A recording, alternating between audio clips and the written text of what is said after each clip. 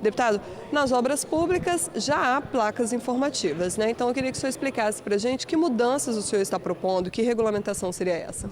Então, as placas, no máximo, elas indicam ali o valor daquela obra e tal. Então, nós estamos, o projeto de lei que está aqui para aprovação, e acredito que os colegas, né, vão acompanhar e vão aprovar o projeto, é para que as informações sejam mais detalhadas, a ponto de qualquer cidadão poder ir atrás dessas informações. Então, assim, data de início e data de término da obra, né? Quanto ela custou, se houve aditivos, de quanto foi, quantos foram.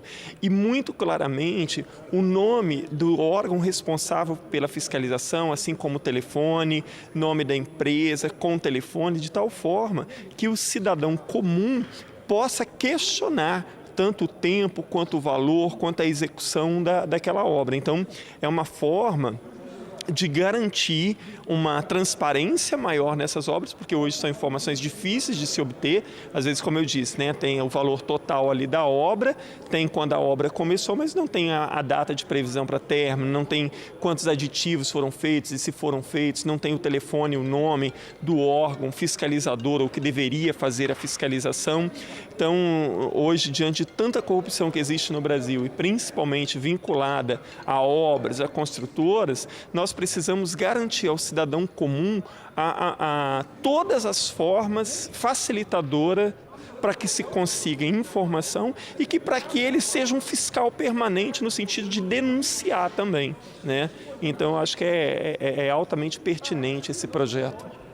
Deputado, até sobre isso que o senhor está falando, com relação à corrupção, tem aí a Lei 8666, que né, que a administração pública tem que dar publicidade, tem que fazer licitações.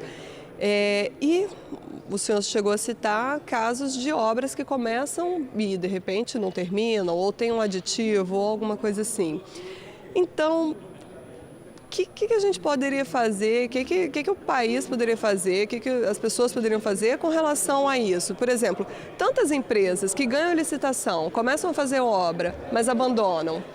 E aí o Estado, a administração pública não pode ir direto numa empresa porque tem que ter a licitação, tem que abrir para todos. Alguma sugestão? Olha só, as coisas não acontecem só porque o governo ali licitou, contratou uma empresa e depois a empresa abandona. Se os órgãos que são responsáveis pela fiscalização atuarem efetivamente e a sociedade, isso vai parar de acontecer. Porque não é possível o Tribunal de Contas, o Ministério Público, o Tribunal de Justiça, a Assembleia Legislativa não dão conta de fiscalizar isso. Então, se essas coisas continuam ocorrendo, é porque todos esses órgãos estão, de alguma forma, não estão cumprindo o seu papel, porque do contrário isso não ia acontecer. Porque é muito curioso essa história de empresas ganharem uma licitação e depois abandonarem a obra. Por exemplo, você pode contratar um pedreiro para fazer alguma coisa na sua casa, ou uma empresa, não interessa. Pode até acontecer que ali acontece de o cara sumir, desaparecer, abandonar, enfim, isso pode acontecer. Mas isso acontece com uma frequência tão grande no setor público que é óbvio que há algo de muito errado. Por quê? Não é só a questão de que, olha, eu licitei, eu escolhi essa empresa. Então não vou investigar se essa empresa realmente ela costuma cumprir os seus contratos, se ela é realmente uma empresa preparada, se ela não vai sublocar isso depois para outra empresa ou fazer outro tipo de contrato. Então, essas coisas têm como parar de acontecer. Agora, é necessário que órgãos como a Assembleia Legislativa, Ministério Público e Tribunal de Contas cumpram efetivamente os seus papéis, que eu acho que estão falhando muito no sentido de fiscalizar. Deputado, agora rapidamente, no expediente tem um outro projeto de lei do senhor que começa a tramitar, que institui o Abril Verde. Esse mês de conscientização seria para quê? Então, hoje, o número de acidentes de trabalho é muito grande ainda.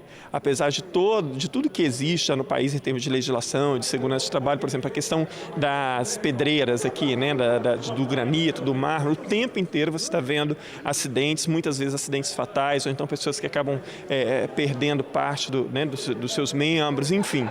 E então, apesar de existir uma legislação que garanta direitos trabalhistas, debater externar isso, tornar público a real situação de muitos trabalhadores, sobretudo aqueles que trabalham em locais insalubres, é fundamental. Então, o Abril Verde vem de uma demanda, né, da sociedade, para que a gente possa debater isso mais claramente, conscientizar tanto o trabalhador quanto as empresas e os órgãos, obviamente, responsáveis por fiscalizar tudo isso, de como ainda é grave o problema de acidente de trabalho no Brasil, né? O quanto ainda há um desleixo muito grande em relação a isso e quantas pessoas, né, se acidentam anualmente no Espírito Santo e no Brasil, e algumas acabam tendo que se aposentar depois, né, ou ficar encostada ali pelo INSS, não podem nem voltar a trabalhar, e que causam prejuízo à economia também, né? Porque você tem sempre um número X de trabalhadores que estão ali licenciados em função de acidentes no trabalho. Então, assim,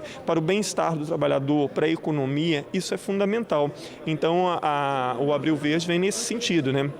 Da gente ter um mês específico para debater, para esclarecer, para conscientizar a sociedade, os trabalhadores e as empresas a respeito dessa situação.